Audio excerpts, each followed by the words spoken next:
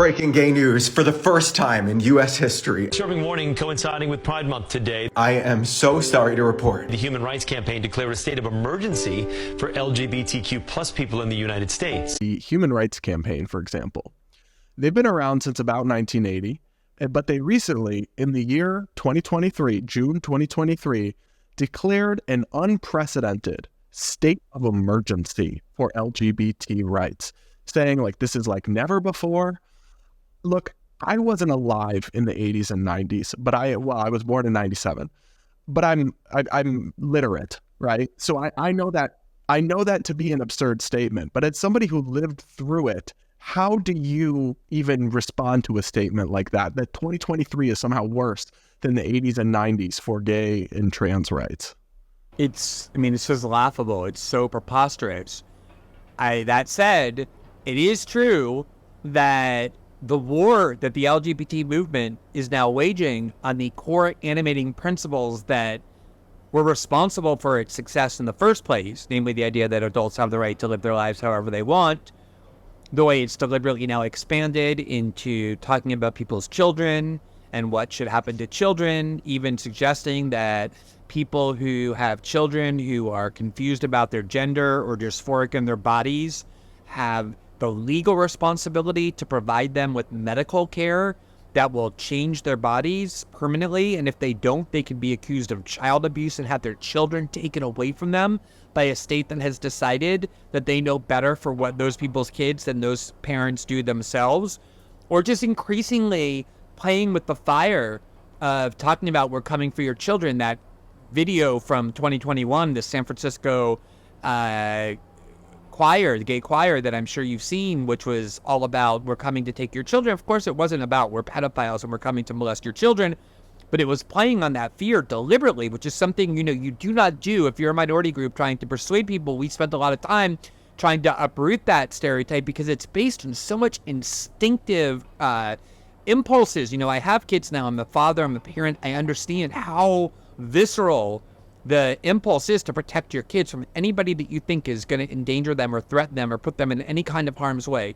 So when you have a movement that's standing up and saying, like, we're now about not adults any longer, but about children and prepubescent teenagers and are chanting, we're coming for your children, or singing songs, we're coming for your children, and increasingly wage war on the idea that people have the right to live and let live, but instead are saying, no, we don't believe in that any longer. We want to force you to live in accordance with our vision.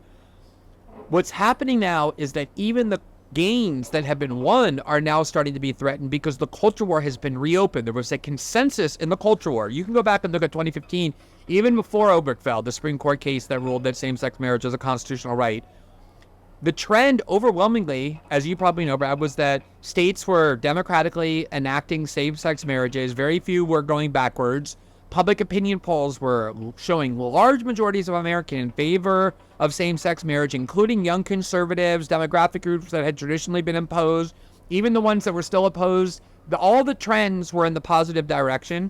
And even for trans people, trans adults, something like 75%, 3 out of every 4 Americans believe that trans people deserve the right of protection in their homes and their jobs against discrimination. No one cared about trans adults. Nobody was looking to go and attack the rights of trans adults until what happened was in 2015, the culmination of the movement was that people want marriage equality. We have the full panoply of legal rights. And the problem is what activist groups cannot tolerate is success. You're talking about the Human Rights Campaign. It is a multi-million-dollar organization. It is just embedded into huge amounts of money. The people who work there get big sinecures for life. And if you're an activist, the one thing you ironically do not want is to win, because when you win, it's time to pack up and go home. There's no more reason for your job anymore. There's no victimization for you to fight against. And they need victimization. And the only way they can get it is by deliberately going into those areas where Americans say, no, that's too far. I don't agree with that. And that means right now, targeting people's children, talking about their children, knowing that that's going to produce this kind of anger and rage. And then within that anger and rage that they deliberately provoked, they get to then reaffirm their victimhood status with kind of absurd bulletins about travel advisories, or that's the NAACP, or just like this state of emergency. What obviously gay men and lesbians and all LGBTs have never had it better in the United States than now. because these groups need that. They need that. And the problem with it is not just the creation of false victimization, but the deliberate attempt to steer the agenda into places that they know Americans will not go. And only then can they continue to justify their agenda. And that's threatening now. It's unraveling that consensus I talked about. It is now bringing back into question all of those stereotypes about gay men and lesbians, the question of whether our families deserve legal protections, whether we should be able to adopt children, whether we should be able to be married. And it's because they're waging war on the fundamental principle that led to victory in the first place.